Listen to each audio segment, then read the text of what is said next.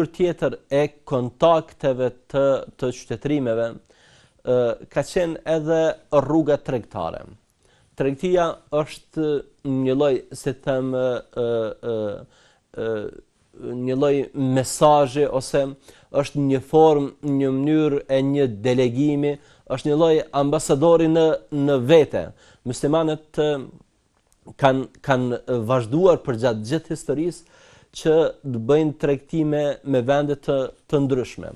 Dhe përmendet se jo në një vend, por në disa vende, madje për shembull si rast jo me këtë që po diskutojmë, por si shembull nga historia, përmendet për shembull se depërtimi i Islamit në Azinë Juglindore është bërë pikërisht nga tregtarët dhe thirrësit musliman. Asnjëherë, asnjë këmbë e ushtarit musliman nuk ka shkel në ato vende.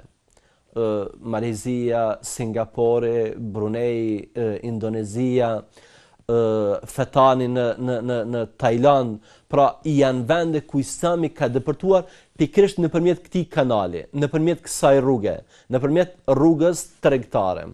Dhe muslimanët këtë formë, këtë mënyrë e kanë aplikuar edhe me depërtimin e qytetërimit të tyre në Evropë, në qytetërimin perëndimor.